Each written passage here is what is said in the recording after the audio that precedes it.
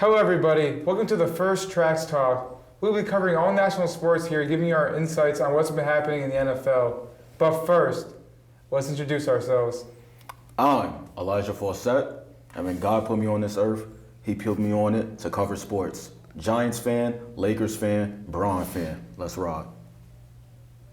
I'm Remy Jenny, huge Bills fan. Go Knicks. Do good, be good, God bless, and go Bills. Nick Phillips, proud to be here. Somehow a senior here at this university. Always been a big Steelers fan and, riding high after that big game last week. Angelo Mosca, Packers fan, God's child, Celtics fan, Jordan Love believer. With that being said, let's get into some of those week one games. Let's start where it all began. Last Thursday, now over a week ago, Cowboys and Eagles. This was a game with the reigning Super Bowl champion Eagles, started off the season. And this was a back and forth game, but unfortunately there were some mistakes at the end of the game with Dak Prescott, CeeDee Lamb. And this was a game that the Cowboys easily could have came out on top. Yeah, they could have, but in going into the week, I think everyone had the Eagles winning, right? I mean, the line was 6.5 for the Eagles, or for the Cowboys, right? They had to cover so they were getting 7 points. So everyone thought the Eagles were going to win this game going into it. I personally thought the Eagles were going to kill them. So I wouldn't say it's a loss on the record for the Cowboys, but looking back at the game, I wouldn't say it's that much of a loss for their team because they just lost Micah Parsons going into a divisional game against, like you said, the reigning Super Bowl champs. And they hung in the game, and really, like you said, they could have won it. So if I'm a Cowboys fan, I'm not too upset with the result. I believe that's very questionable. I think when Jalen Carter was suspended for the rest of the game, it made the run defense surrender towards the Cowboys. Javonte Williams is not a top running back, but in that Thursday night game, he looked like it with 2 touchdowns and almost 70, 80 yards. He looked like a top running back in the league, and I just don't think the Cowboys can take that as a win when the best rush defense wasn't there. To me, a big part of this game of why it was so close was, that very first play, Jalen Carter spitting on Dak Prescott, getting ejected from the game. Just from that point, you could just see that the Eagles, they got no pressure at all on Dak. And, they lost a lot of guys in this offseason. Milton Williams, Sweat, Brandon Graham, a lot of those guys, the pass rushers. Without Jalen Carter, really, the pass rush didn't really have that for Philadelphia, and you saw that in this game. One of the big reasons why they signed Zadarius Smith after that game. To me, if the Eagles want to repeat, it's going to come down to the defense. I believe they lost the most defensive starters by a reigning Super Bowl champion. The offense had some struggles with Saquon. He didn't have the best game, but Jalen Hurts, he looked phenomenal, making plays with his arms, his legs. And to me, I never had a thought that the Eagles were going to lose this game, but on the other side, I will give credit to the Cowboys. Dak Prescott, he put his butt off out there. He was a couple of CD drops away from potentially winning this game. And for me, the Cowboys, the big issue is going to be stopping the run. That was one of the big things that Jerry Jones said. That's why they traded Micah for Kenny Clark. They wanted to stop the run, and that still needs some work, after this game. I will say that the Miles Sanders fumble really led to the loss here for the Cowboys, but if I was a Cowboys fan, I wouldn't be too upset. It was a close game, and the Cowboys need to throw the ball to George Pickens a lot more. He was a big acquisition in the offseason. CeeDee was great, but he did have a couple of key drops. And, yeah, I would say it's a win for the Cowboys, even though they did lose. So who would we put blame on for the Cowboys? Because they were 1 play, 2 play, 3 plays away from taking the game and winning. Do you put it on the Miles Sanders fumble or the CeeDee drops? I'd say CeeDee's drops were crucial because they had a couple first downs where CeeDee just had bricks for hands. After practice, they saw him with the jugs machine, so he's working on that. Mental errors out of CeeDee. Let's not forget completely about the coaches, right? We had close to zero involvement of George Pickens, and what did we see from George Pickens when he was on the Steelers? He was great. So now we have him on the Cowboys where CeeDee Lamb's receiver 1. He doesn't even have the best corner on him. He's not getting doubled because they can't, because what are they going to do, leave CeeDee Lamb alone? No. So George Pickens is in a position where he should be getting fed the ball, especially against a team like the Eagles where we're going to be we're behind the Eagles the entire game, so we're going to be passing. So let's get Pickens involved more.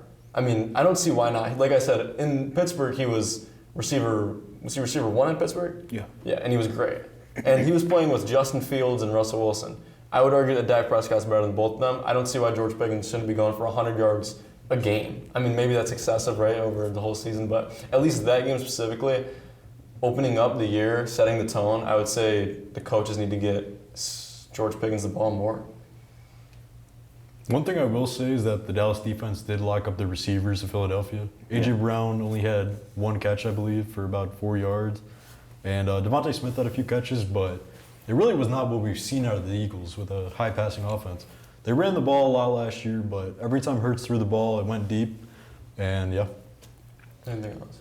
No, I think we kind of got our points for that one. Let's move to the game that happened the day after, going down to Brazil, where the reigning AFC champion, Kansas City Chiefs, they actually took a loss to Justin Herbert and the Los Angeles Chargers. This was a game that was back and forth, and a lot of people after this game were calling Justin Herbert potentially the Week 1 MVP. I think the whole narrative of Justin Herbert, I don't know if you guys seen it, but Justin Herbert in hypothetical situations is the greatest quarterback of all time. Mm-hmm. I hate saying that Justin Herbert in hypothetical is great because he's great in non-hypothetical situations. He's great in real life. He had Quentin Johnston to 2 touchdowns in this game. Ladd McConkey, I don't think he had a touchdown, but I think he was up near 80, maybe He was 100 good. yards. He was good. Got a bunch of yards. So Justin Herbert feeds multiple guys. And he had Eckler earlier in his career. He can dump it out to the running back. Now he has a Marion Hampton and Najee Harris. You know, Najee Harris with 1 eye, but nevertheless, Najee Harris. So he has weapons all around him. But even given that, he's been making players great for years. Like McConkey, I'm pretty sure he turned up in the end of last season, but this isn't like a guy who has blazing speed or, I mean, he's a great route runner, but there's not one thing that he's like that, he's puts himself apart from anybody in the NFL. So Justin Herbert is a great quarterback. I think going into this matchup, I thought the Chiefs were going to win, but I'm not surprised at all by the result, them coming out on top of the Chiefs, especially after Xavier Worthy went out. I mean, I think once he was out of the game, I thought they had it, honestly. I'd say that the Chargers being the underdogs to that game was a bit disrespectful. I believe the Chiefs have continuously regressed year after year from 2019 forward, and now it's being proven that this is or potentially could be the Chargers' year to win division and potentially make it to the conference championship and Super Bowl. But I think this game speaks more so for Quentin Johnston, wide receiver, 2 touchdowns, and he had a coming out party after his first 2 years of being told that he doesn't have hands, he can't catch. He comes out against the Chiefs, who has a great defense, and he balled out. And to me, the biggest difference from last year to this year that I saw in this game for the Chargers was trust in Herbert. We saw last year, Jim Harbaugh, he loves to run the ball. He ran the ball a lot at Michigan. That was his bread and butter. He ran the ball a lot last year with Dobbins and with Gus Edwards. And at the end of the day, you got Justin Herbert out there at quarterback. Yes, you want to get the run involved. You want to play good defense. That's Harbaugh's game. But when you got a guy like Justin Herbert, you got to play off that play action, use him. And I saw a completely different Chargers team offensively in Week 1 than I saw last year. They were pass heavy. It was Johnston, it was Allen, it was McConkey. Herbert was making plays with his legs, and it seems like for the first time since really Herbert's first 2 years when they had Staley at coach, it seems like they want to involve Justin Herbert as the main guy. And when you get a Herbert playing like that, confident, he has some of those arm talent in the NFL out of quarterbacks. And, if he's playing like this is a team, I hate to say it because, we're so used to the Chiefs the last couple of years, but this is a team that can make a run at the AFC West. I want to pivot off what you were saying about Harbaugh and the way he runs the offense, because Remy here is an Marion Hampton believer. Damn. And I just want to say, let's talk about Marion Hampton in this Harbaugh offense, right? Were we disappointed in his performance against the Chiefs? I mean, he got a lot of touches out there. They were giving him the ball, and to me, I think he's going to produce. This was a game where they obviously saw, Herbert had it. There's going to be some weeks where Herbert's not going to be perfect like he was this game. They're going to have to rely more on the run. And, they obviously have a lot of trust in Hampton because they brought in Najee Harris, who he was a 1,000-yard rusher every year in Pittsburgh, and he only had a carry for 5 yards, and I was coming off of that eye injury that he suffered. But to me, that right there shows the trust that they have in Amari and Hampton, that they played him, pretty much the entire game out there. And so I think he's going to have his weeks. He's going to be involved, but it's going to be a different game plan week to week, depending on who they're playing. Let me just say that the Chargers have a real tool, the O-line, with some injuries. Mekhi Becton has moved, and Joe Wall has moved from right tackle to left tackle. So, also, Hampton was playing against one of the best run defenses. I believe the Kansas City Chiefs were top 3 in not allowing running back points in fantasy football. And Hampton got a couple touches, but a lot of them ended up being stuffs, which isn't really on him. But he definitely showed flashes out there. So the takeaway from this game, I guess, we've got that Herbert, we know he's a star quarterback, and he's going to continue to be a star quarterback. Hampton, we're not giving up on? No, it's too soon. No way. No. And now with the Chiefs moving into 0-1 for, what was it, the first time in, that'd be a few years now, right? Mhm. Under Yeah, they Patrick lost to Mahomes. the Lions. 2 years ago. So now they're Chiefs not regularly coming out 0-1. We don't see them in a losing record often. Yeah. No. Any concerns? Worthy going down? What are we thinking with the Chiefs now? I don't think the Chiefs lose to the Eagles next week. I don't see Mahomes going down 0-2. I see Mahomes finally losing his division crown to the Los Angeles Chargers. Yeah. But I still see them making playoffs and making a tough run because when Mahomes is in the playoffs, he is one of the greatest, if not the greatest quarterback of all time. I'm with you. I think it's too soon to talk about the Chiefs not being the team that beat in the AFC West. Like the Chargers, they looked impressive. Obviously, a lot of people are high in Denver with the defense. Bo Nix didn't really play that well last game, but the Chiefs, I just have to give them the benefit of the doubt. They have the best coach in the NFL, in Andy Reid. They have the best quarterback in the division in Patrick Mahomes, one of the best in the NFL. You know the type of guy he is. The defense, with Steve Spagnuolo, they're going to be good. It's the offense, to me, that I'm worried about, especially with the wide receiver room. We saw Worthy go down. Rashee Rice, he's suspended for the first 6 games. To me, that's the biggest impact here is the receivers and the running game. We didn't see a big game out of Pacheco. So if they can just survive these first couple of games, I think we might see the Chiefs 1-3, starting off the season bad, and then once they get some of those guys back, I wouldn't be surprised if they still end up 12-5 atop the division. I just can't count out Mahomes. And another guy I just can't seem to count out is Aaron Rodgers. Huge game, returning to MetLife, 4 touchdowns, no interceptions, come from behind win against his former team. Just what do we think of that performance? There was 7 or 8 lead changes in that game. So, it was going back and forth, right? And Justin Fields on the Jets, he had a great game. I don't know, I didn't look too much into the statistics of the game, but he brought them to the final minutes. And actually the losing play on that game was he hit Garrett Wilson and Jalen Ramsey slammed him and got the ball. Yeah, but Justin Fields, I only heard good things about coming out of this game. So, but moving back to the Steelers and Aaron Rodgers, I'm a Rodgers fan. I loved him when he was in Green Bay. I think when he left the Packers, I biasly thought he was going to regress because I didn't want to see him do good anywhere else. But the reality is he's playing football at, he's not as mobile as he was, but he's one of the best passers in the league still. At this age, he's 41 now. At this age, he's still one of the best passers in the league. And he does have weapons in DK. Who's the receiver 2 there? Calvin Austin, is it? Mm-hmm. Calvin Skowronek. Austin. Yeah, so he's got weapons there. He's got a great defense to help him out. But, in this game, the defense let up 32 points. He had 4 touchdowns. It really, it was, Rodgers kind of controlled this game himself. And I would say that if the Steelers still had Russell Wilson or Justin Fields, they would not have won this game. And I think Rodgers was pretty much the reason they did. I'm going to have to disagree a little bit. I don't think Aaron Rodgers is going to sustain this level of success after week 1. I think he had something to prove, given it was a revenge game against a team who thought he should not even be playing in the league anymore. And now that he had something to prove against them and proved it, I think that's just about the best game we're going to get with Aaron Rodgers this season. He's very immobile. Yes, he's still a surgeon when it comes to threading the needle with passes, but when he's immovable with that O-line, I just don't see how he can sustain being able to play the rest of the season. I do agree. I do think that this is probably going to be the highlight of Rodgers' season. And I want to say that he did throw a lot of checkdowns, and those passes did go for plenty of yards. So a lot of good yards after the catch on the receivers. I do think the Jets kind of sold this game. Maybe a little bit of mind trickness from Rodgers. Yeah.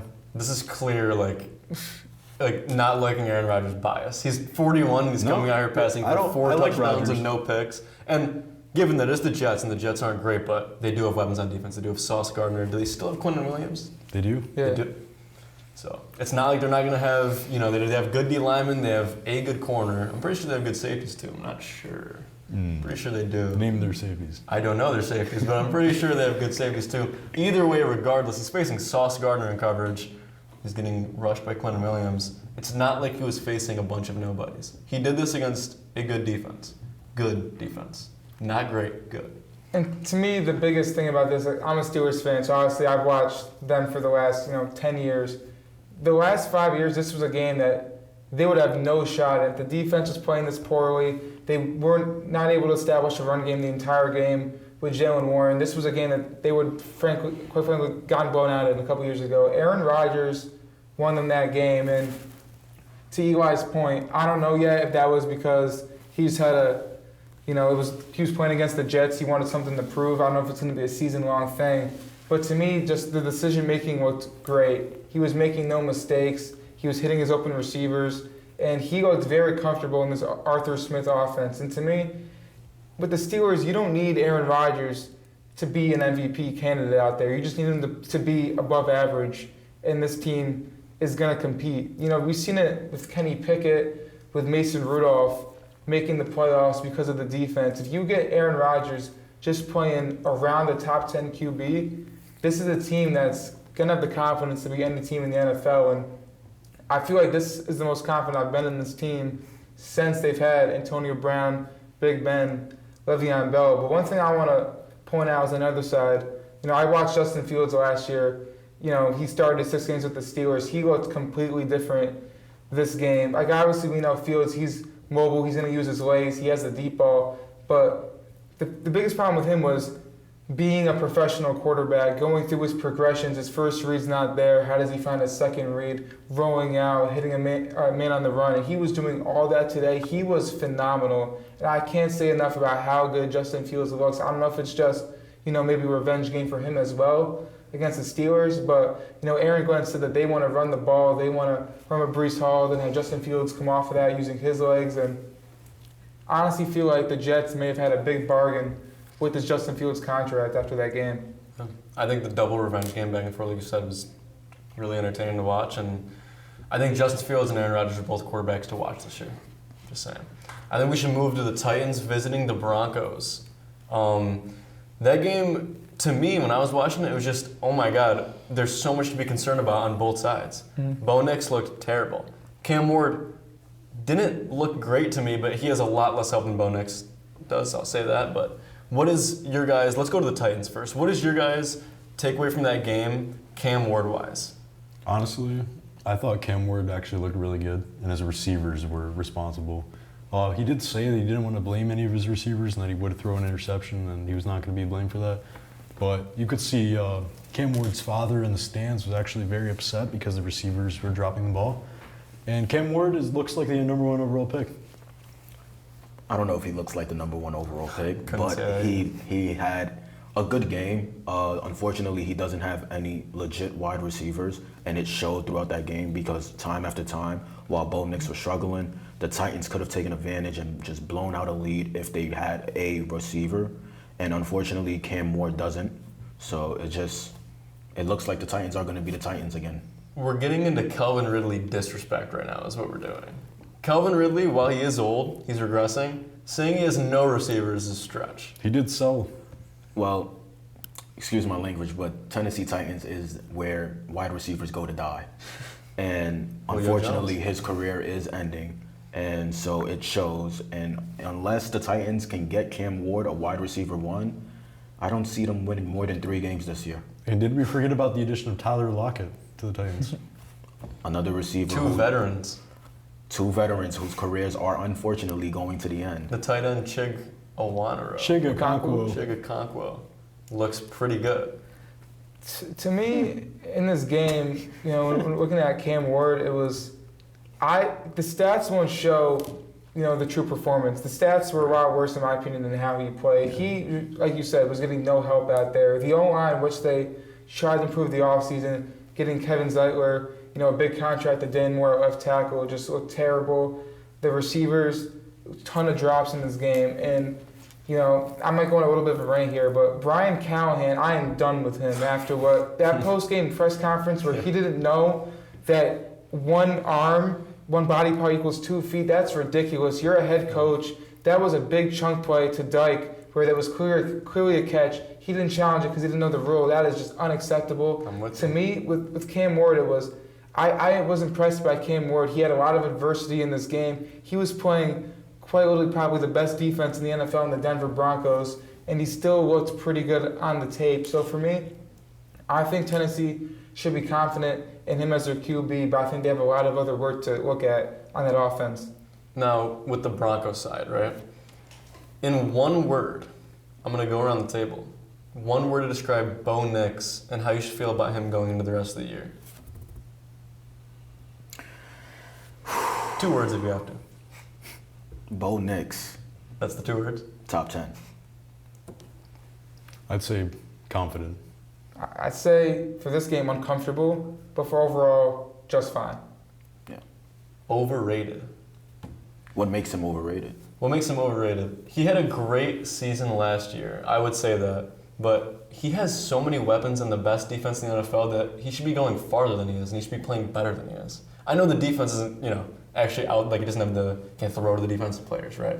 But the defense gets him on the field so much that when you're playing the Tennessee Titans, you should score more than 20 points, right? And maybe that could be me saying it's week 1, he played bad, we only have this week to go off of, and obviously last year, but I don't like Bo Nix to be obviously not a Super Bowl quarterback at any point in his career, honestly. I think it's okay to say right now, they're not going to win Super Bowl in the next 3 years. That I wouldn't debate anyone on. I don't think he's ever going to win a Super Bowl. And it might be early to say that because it's so early in his career. To me, he is playing with the best defense he's probably ever going to have right now. Mm-hmm. And credit where credit is due to the Bills. He did lose to the Bills in the playoffs last year, and the Bills are the Bills. They're going to dominate. But the performances he's had, he's an above-average quarterback playing on a great defensive team and having Cortland Sutton. And now he has Noah Fant to throw to as well. I expected more from him against this Titans defense.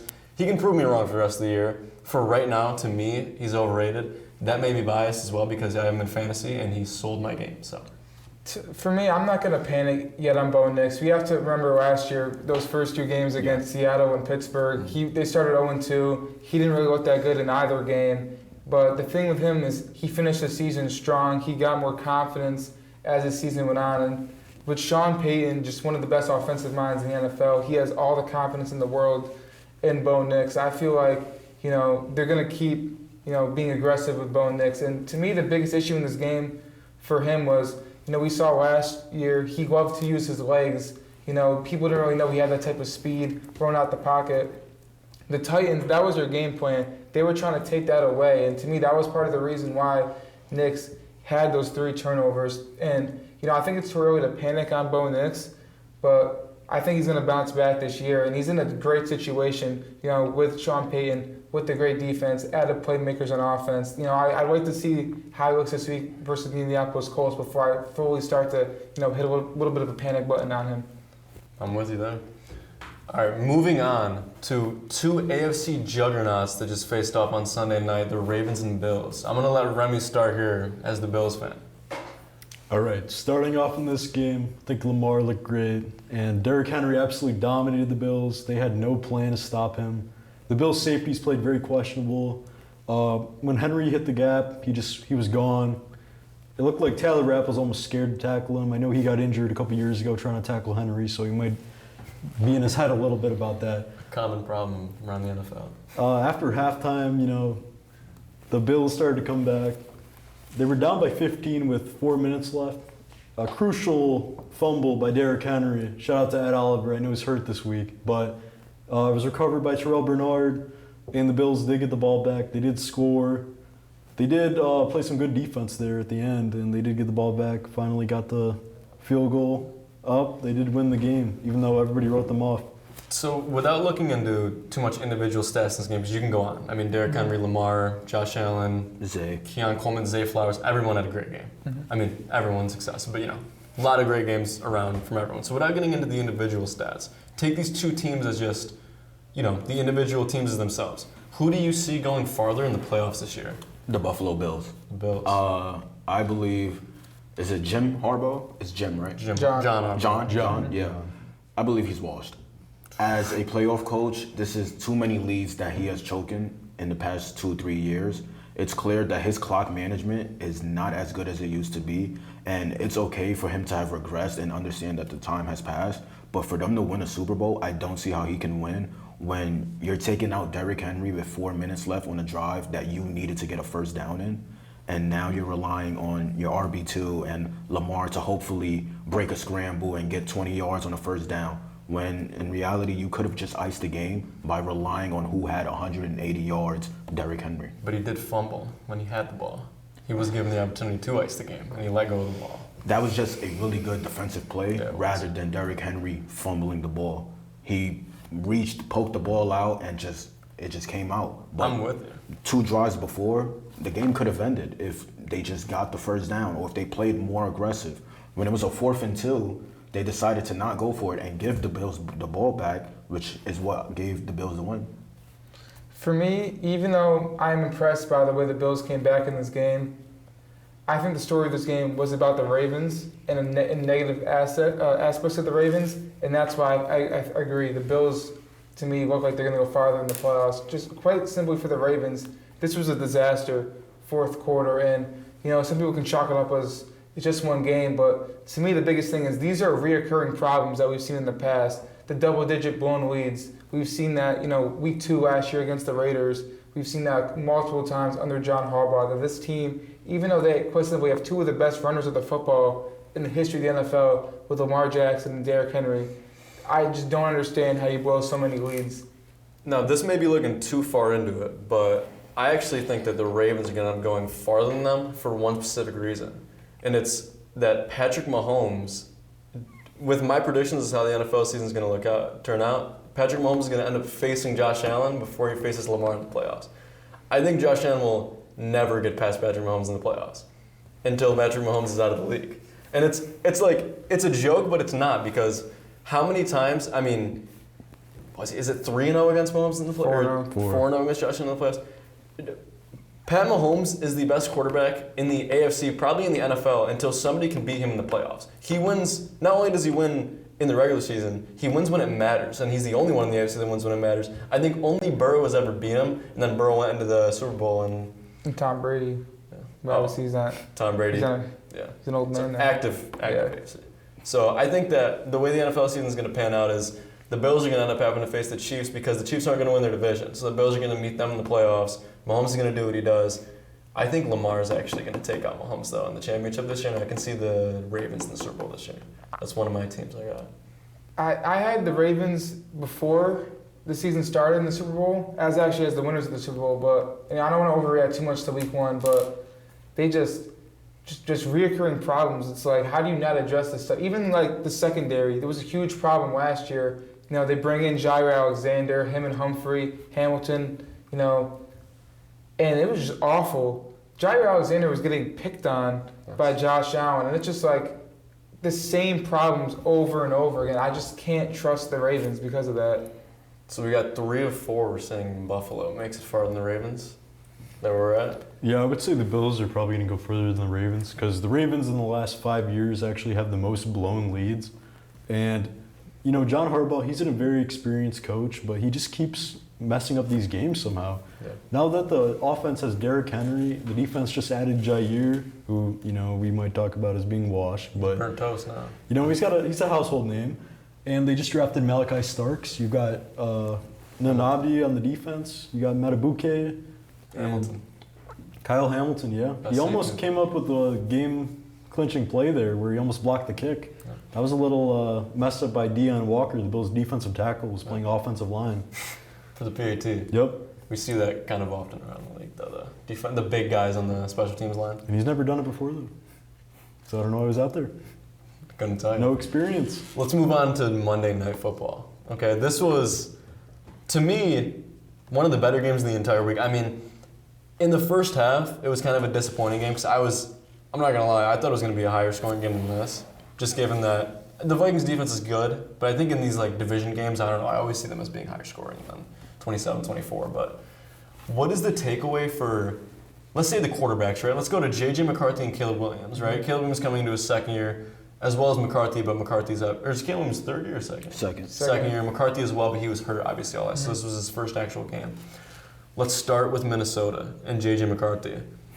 I mean, for 3 quarters of football, he was bad. I mean, he was just bad. He was terrible. He was just a bad quarterback. And he has Justin Jefferson. He's got obviously Jordan Addison's out right now, but he's got Thielen back. Naylor. He's got Hawkinson. He's got Aaron Jones. He's got Jordan Mason. He's got options. So there's really no excuse for the first 3 awful quarters of football that he played. Right? Obviously, in the fourth quarter, he turned around. He won the game. What is the takeaway? J.J. McCarthy. Are we thinking top 15 this year? Top 10? Where are we landing J.J. McCarthy in the list of 32 starting NFL quarterbacks this year? I don't think he's going to be top 10, top 15. That's just a little egregious. He didn't play good the first 3 quarters. But the thing is, with the way the Vikings are constructed, he doesn't have to be a top 10 or top 15 quarterback. Just look at the team last year with Sam Darnold. Yes, he played very well, but we wouldn't put him as a top 10, top 15 quarterback, and they were 14-3. You know, they have really good O-line, really good defense, maybe the best head coach in the NFC with Kevin O'Connell, the best receiver in football. They just have so many good players. O'Connell's going to put McCarthy in a great spot to succeed, and if he just plays average ball like he did last game, that's going to be enough for them to win games, to make the playoffs, to maybe not to challenge the Packers because they look good. We'll get into that later. But to me, J.J. McCarthy, he's going to be around 18 to 20. He's going to make the plays when he has to. He's going to be very clutch. And at the end of the day, he's a winner. You know, he's going to win games. I agree with Nick. I think J.J. McCarthy is pretty much serviceable. He didn't show anything throughout the entire game. Yes, they won the game, but you have to see who that Vikings defense has. And Caleb Williams in his second year, he's still getting adjusted to Ben Johnson's new offense. And when it came to icing the game out and wanting to win, Caleb Williams just missed throws and he threw hospital balls to DJ Moore. So I feel that says more to Caleb Williams in the new offense rather than what the Vikings did. The Vikings, all they did was just capitalize off Caleb Williams' mistakes. Now, the Bears were supposed to be big winners this offseason. Correct. They revamped that O-line. The defense, they brought in a couple people. Yeah, Joe Thuney from the Chiefs, which is a big name. And Adunze was supposed to have a breakout year. DJ Moore, we've known, has been good. DeAndre Swift is back with Ben Johnson, his offensive coordinator, is now the head coach of the Bears. So we were thinking that, the Bears were going to be totally revamped, come out hot.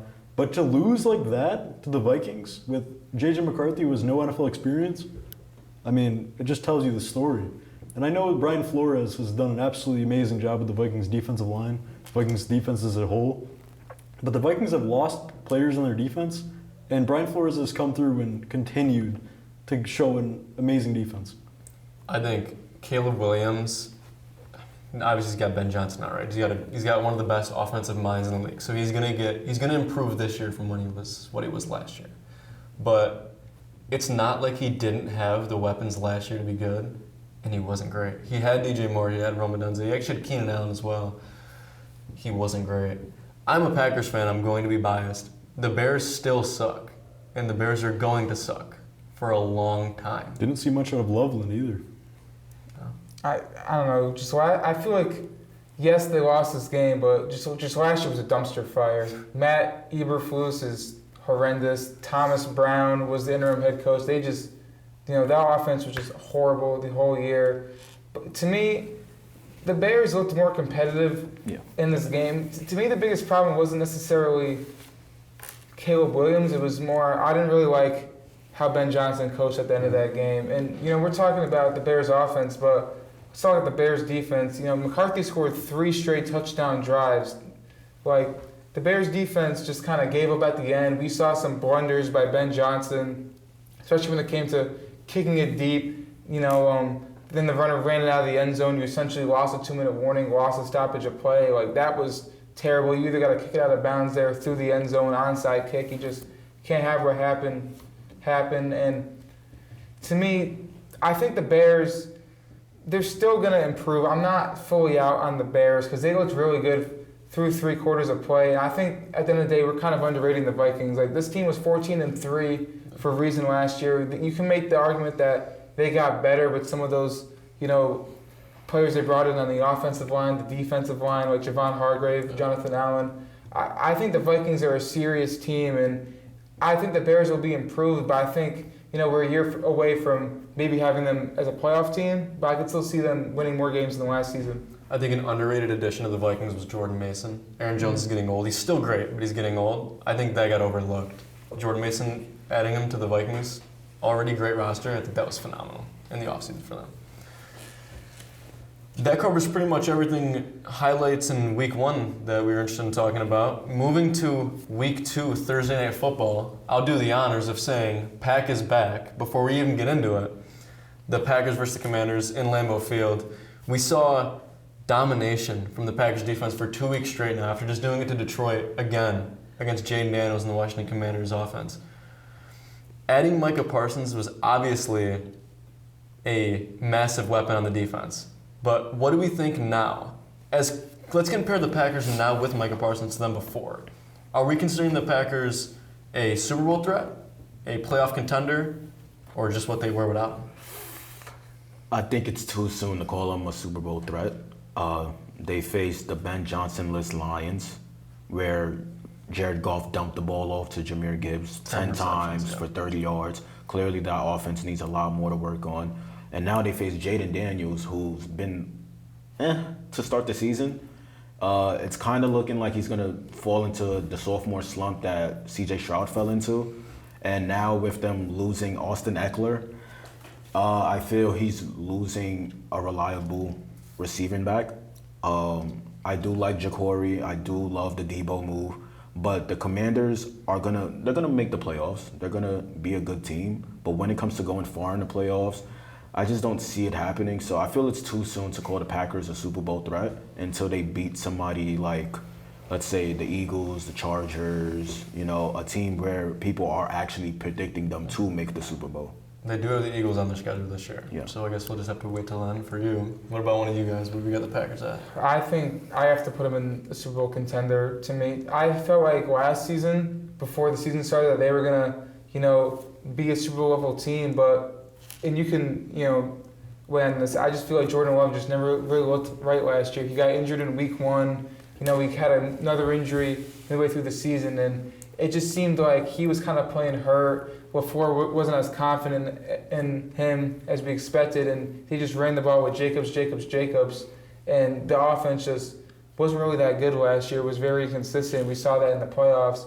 To me, we'll get into Micah Parsons, the defense, but Jordan Love healthy, to me, is the biggest thing with the Packers. He's looked very good these first 2 games. Obviously, Jacobs is always a threat. There are going to be people trying to stop him. But when you have Love off the play action and just straight up making plays like he did last night, almost 300 yards, that's scary. He's developed into the quarterback that we've aspired him to be. In that defense, obviously Micah Parsons, he's going to bolster the pass rush, but this run defense looks phenomenal. They bodied up Jahmyr Gibbs in the Lions.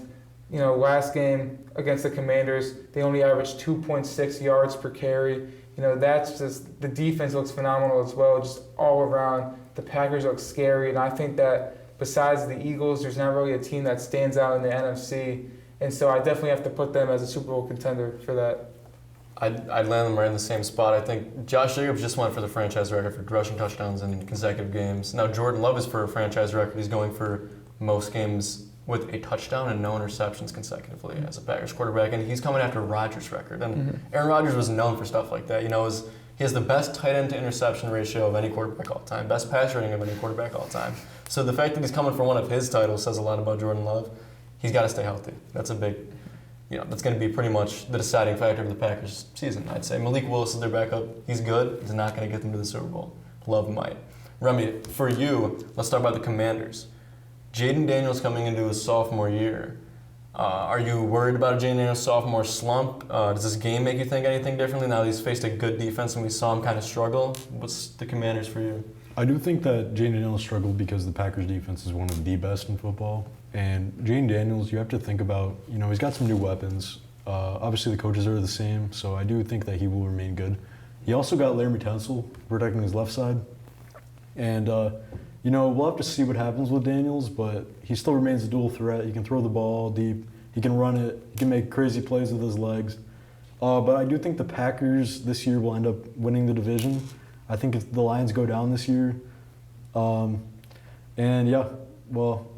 think that the Packers, honestly, their defensive line is so good that their corners are getting a boost, their safeties are getting a boost. Evan Williams, one of the highest graded safeties in all football. Yeah. Highest graded rookie safety in all of football last year, and one of the highest graded rookies in all of football in general. Week 2 preview. Moving into week 2, we're looking at a plethora of divisional games. We have the Patriots versus Dolphins, Bills versus Jets, Browns versus Ravens. Giants, Cowboys. Giants, Cowboys. Bears, Lions. I think one of the games that is interesting to me the most coming up is the Seahawks and Steelers. A non-divisional battle, but a battle nonetheless. DK Metcalf facing his former team. Do you think, coming into this game, DK Metcalf has any concerns of, hey, I'm facing my former team, I want to go off? Or do you think he's more subtle going into this game saying, hey, just a team I was on, part of the business, let's go out and get a win? I think DK Metcalf, he's the type of guy where, he's always looking for something to prove every game. He's a fiery guy, and, a lot of receivers are. They have that confidence, they have the big ego type of thing. And, this is a game where I expect him to have a big game. We saw last game, the Seahawks defense looked really good, but Tariq Woolen was, almost unplayable, down there. So I expect DK to come in here with a lot to prove, and I see Pittsburgh coming out on top in that game. I see DK again, agreeing with Nick, having something to prove. He plays with a chip on his shoulder, and the Seahawks, the way they moved him out, it just didn't feel organic. So I see him having a big revenge game. I see Rodgers feeding him a lot, and I wouldn't be surprised if, let's say, DK has 150 yards, or he has 2 touchdowns, or maybe he just have an 8-catch game. I just think he's going to play with something to prove and show out. I think DK may be pretty boom or bust in this game. He is playing his former team. I think that if the Steelers come out losing, then DK might get in his head a little bit. He's been known to be very vocal. He's kind of a diva. Jalen Ramsey put him in a tough spot when he faced him. We've seen DK Metcalf get frustrated. Yeah.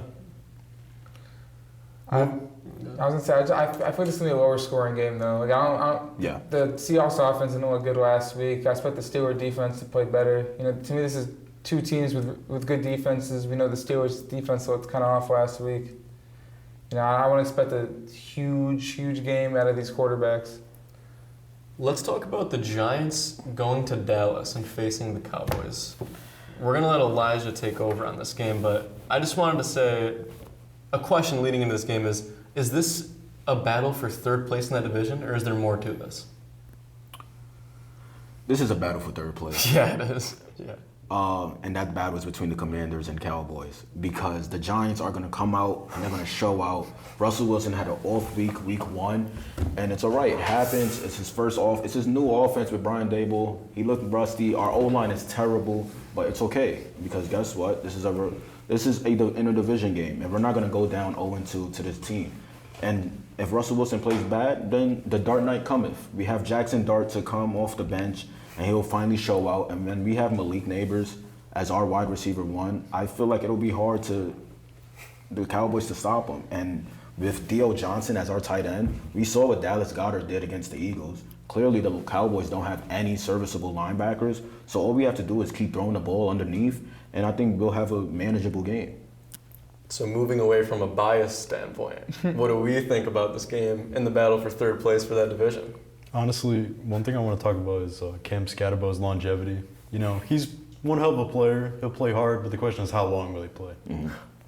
He's going to hurt himself, I do think. He runs hard. You see the people like him and Pacheco who look like they're mad at the ground when they run. Yeah. And I don't know if that's a recipe for disaster or if it's a recipe for running through people. Still got to see from Cam Scatterbo. I mean, I think for Pacheco it turned out to be a disaster. He's been hurt, twice now? And he hasn't really been that great ever, so. For me in this game, I don't think it's a fight for 3rd place. I think the Giants they're the worst team in this division. I don't want to jump the gun. The defense does look really good. Yeah. The pass rush especially.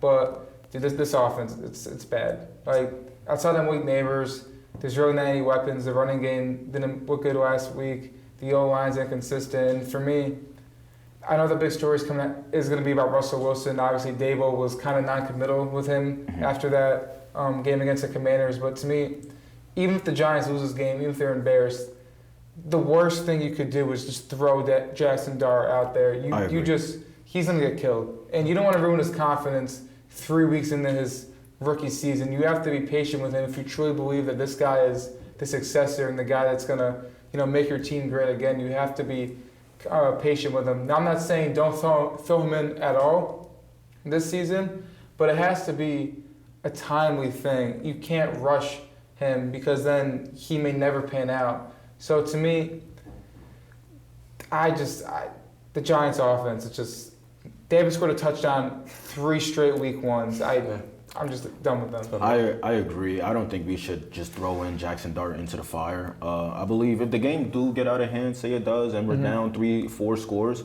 give Dart a couple drives in the fourth quarter. Let's see what he can do. But we don't have to commit to him just because we threw him in week 2. We can go back to Russell Wilson, and we even have Jameis Winston. We don't have to throw Dart into the fire when we have QBs that can help and mentor him. And obviously, if this isn't the Giants' year, then we just rebuild another year and we keep it going. We don't have to just, because he's a rookie, throw him in and let's just see what he does. We can take our time this time with him. I have a question for you. How did you feel about Abdul Carter's performance? I thought he did really good. I thought he had some great pressures. I know everybody has seen the highlight of him putting a hand up, closing out on Jaden Daniels. But to me, it looked like a screen pass, and it looked like the guy didn't even attempt to block Abdul Carter, so he just put a hand up, and it was an intentional grounding call. So that's what you're trained to do when you read screen pass too. You're not trying to go right after the quarterback who's dishing the ball out. You're trying to either get in the way or just disrupt the play in some sort. So people were looking too deep into that clip. Yeah, relax. He's a great player, and I don't know. Maybe even if I don't even remember what the play ended up being, but against a quarterback like Jaden Daniels, who has the ability to get out of like that, I mean, he's putting pressure on Jaden Daniels. He's forcing incompletion, and he's there. If Jaden Daniels has to take off, he's not going to get broken because he's in front. He's closing out on him. So I didn't hate the play from him at all. And I think I love the Giants' future because of how they've been drafting. I like these young guys they bring in. I love Jackson Dart. I don't think right now battle for third place might even be a stretch. I think they're definitely going to get. They're definitely 3 or 4 in this division. I think they're going to be 4. It's a clear week 1 overreaction from you guys. Giants will compete every week. Bills Jets. You guys want to talk about Bills Jets? Let's hear it. I have this as a little bit of a trap game for Buffalo. I think Fields actually played really good. And don't get confused because Josh Allen is great, but he has lost to the Jets in a couple bad situations. We did lose to Zach Wilson and the Aaron Rodgers Jets a couple years ago. Yes, he did. And yeah, I mean, the Jets defense, they have remained pretty good. I think the Steelers game was a little bit of a fluke. Week 1, people got the yips. But the Bills looking to stay confident. They do have a couple injuries on the defense. Ed Oliver is going to be out. He might be out for a couple weeks. And he was the big game changer in that Week 1 matchup. What do you guys think? I think we're just talking about a game that's going to be slaughter. I mean, I think it's a divisional battle. It could be close. I love the Bills to just go to New York to MetLife, is it? Yeah. They go to MetLife and just slaughter them. I don't know. I have the Bills so much better than the Jets as a whole team, defensively and offensively, that even though they're divisional opponents, I can't even see the Jets hanging within 7 of them. I think Breece Hall has a great game against the Bills, and the run defense is really going to be a question, especially losing Oliver. Not for me. Breece Hall actually looked really good, I thought, against the Steelers. He looks back like himself. Coming into the year, Breece Hall wasn't promised a starting job, so he has a little incentive in his head. He's got to work hard. He's got to prove he's still the guy. He's going to come in there. He's going to get the touches. Hopefully he's going to perform for the Jets, and hopefully the Bills can slow him down. And the Jets, Aaron Glenn, they came into this season, they want to run the ball. Their biggest thing is they want to waste the time, have long drives. And the Bills are going to win this game because, they're one of the best teams in the NFL. But I feel like it might be a little bit closer, than what people expect.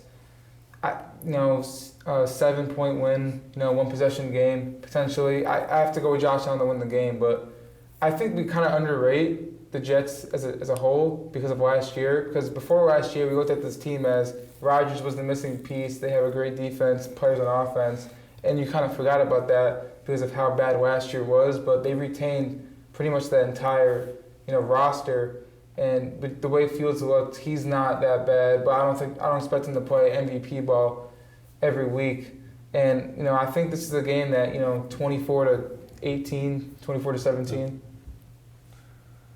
Moving into the biggest game of what I would say the week at 4:25 in Kansas City. We'll say Trax Talk's game of the week. The repeat of the Super Bowl, Eagles and Chiefs. Who do you guys got straight up? If there's no lines and we're just taking one team, the fate of the universe, you got to pick the right team. It's on you. Who are you taking here? Eagles at Chiefs. Fate of the universe on the line? Well, when you put it like that, I feel like I have to go Jalen Hurts. But for week 2, a regular season matchup, I'm going Patrick Mahomes and the Kansas City Chiefs. I think Mahomes has a chip on his shoulder specifically against this team, and he has something to prove. And even if Worthy does or doesn't play, I do not think it'll play a factor into how Patrick Mahomes' mindset is going into that game. Because after being embarrassed in the Super Bowl, he is going to embarrass the Eagles in Arrowhead. And it was a whooping in the Super Bowl. We all watched that, right? It wasn't even close. And like you said, embarrassing. So yeah, I'd say same. I'd say chip on his shoulder, he comes in and beats the Eagles. Yeah, I have the Chiefs winning this game. I think the Eagles, their defense changed so much, and they're relying on a lot of second-year players that they had from last year. They lost like Darius Slay, Milton Williams. Sweat. Yeah, Sweat. A couple of guys that he mentioned. I think Patrick Mahomes, he doesn't start off 0-2 very much, This is not something we've seen out of Mahomes. I don't think he has started off 0-2, right? No. Yeah, I think Mahomes gets it done. I think he's going to find Kelsey a lot more. I think he only found him twice last week. Worthy, I'm pretty sure he's out. I saw his shoulder get dislocated. He might play with a brace, but that's going to really limit him. Hollywood Brown is a name to watch for this game. I think the Eagles will stop the run pretty well, but I'm pretty sure Jalen Carter is actually suspended for this game. I think he's No, bad. he only got fined. I thought he got suspended one game. They counted He got the fined, week 1 as a suspension. Oh, okay, Yeah. okay. My bad, guys. And to me, that's the biggest reason why I am picking the Eagles, is because, I think he's going to have a monster game. He's going to be, angry about what happened last week. He's going to have a chip on his shoulder. And we looked at this Eagles team last week, and, they won the game. It wasn't pretty, and to me, that's how this team is. They win games. And I think that they are the better team than the Chiefs. We saw them in the Super Bowl. I know they lost some players, but Chiefs lost some players as well. Yeah. Joe Tooney, So I think the Eagles are on a different tier than the Chiefs right now. And the way that Jalen Hurts, I expect him to play this year, he's going to have a big year. Everyone's going to come in. They're going to stop Saquon, but Hurts is going to show that he's a top 6 quarterback in the NFL for a reason. Before moving completely out of our Week 2 preview segment, I think we should all take one player to watch coming into this week, and I'll start. I'm going to go to Arizona and point out Marvin Harrison Jr. He just played against the Saints in a great game. I mean, he had a touchdown. For me, it's hard to say the exact stats because I just look on fantasy, my fantasy flex, okay? And he had I think 18 points it was. So I love Marvin Harrison Jr. to break out this year. I think Trey McBride is getting recognized for how great he is. To me, he's the best fantasy tight end, maybe a top 5 tight end in football. I think teams recognize that, and they do know that they have to cover Trey McBride. Not that they think that Marvin Harrison isn't great, but I think that they focus more on him, and that gives Marvin Harrison more opportunities. They also have a decent backfield, which, again, makes it a little bit easier on receivers. I love Marvin Harrison Jr. in this game against the Panthers to go over 100 yards. I have 2 players to watch this week. One being Mac Jones of the San Francisco 49ers. I want to see how he plays with this offense. I feel he never really had the proper chance to show who he was in the NFL, with the Patriots and all their behind-the-scenes issues, and then having to back up Trevor Lawrence, and now he's backing up Brock Purdy. And with Purdy being out 2 to 5 weeks, I think this is Mac Jones' chance to play for a contract and show that he is still being capable of being a starting caliber quarterback. And then the second player to watch is former New York Giant Daniel Indiana Jones. Whether it be good or bad, he is a player to watch because we saw what he did last week against the Miami Dolphins, but again, that's the Miami Dolphins. Now we're seeing him face this Sunday against the Denver Broncos. And with a top defense, we're going to see if what Daniel Jones had week 1 was legit. And if it is, then we have a comeback player of the year candidate in our hands. And if it isn't, then he is the Daniel Jones all New York Giants fans knew he was. And if he does beat the Broncos, we have a conversation for the Colts competing for that division as well. Because that's not a great division. I mean, I love the Jags this year, actually. I don't think they're going to be too bad, but I think they can compete. My week 1 overreaction was that, I think the Colts do take home that division. But just like Eli, I do have 2 players I watch as well. But these are 2 guys playing against each other, Sunday Night Football. Michael Penix Jr. and J.J. McCarthy. These are 2 guys who looked pretty good last game. I know that the Falcons lost, but that wasn't really because of Michael Penix. That was more because of, Younghoe Koo and defensive mistakes. But these are 2 young quarterbacks, same draft class. And I'm interested to see who looks good in this game, who looks better. This is a matchup that I expect to be very good. And, McCarthy, great fourth quarter. Michael Penix, great fourth quarter. This should be an interesting one. My 2 players, and this might be a little basic, but these guys underperformed week 1. I'm taking A.J. Brown to have a bounce back game, and I want to see a lot more out of Jamar Chase. I think with everyone taking 2, I might as well do the liberty of getting myself 1 more. Let's say Malik Neighbors of the Giants. I know he have a good game against the Washington open up. He had an all-right game. It's we had Russell Wilson under center. I think with Darren Bland being out now and Trevon Diggs being the only cornerback that he's going to have to face, who is burnt toast and who let up 0 receptions and 0 yards against the Eagles. An interception merchant. I think Malik Neighbors goes for a big game against the Cowboys. That moves completely out of our week 2 review segment. Week 2 preview segment. Except for the Packers game. Except for the Packers game. That was a review. That was a review. Don't get it wrong. I think what we should do now is move into a little bit of the MVP talk and our early predictions for MVP. No. Wait, give it a second. 1 MVP and then we'll wrap it up. Oh, okay, 1 MVP. All right. I'm going to say Lamar Jackson. Justin Herbert. Gotta go Josh Allen. He still looks the part. I'm going to go with my preseason pick still. The Bake Show, Baker Mayfield. Close that. All right. That being said, thank you guys so much for joining us for our first Trax Talk.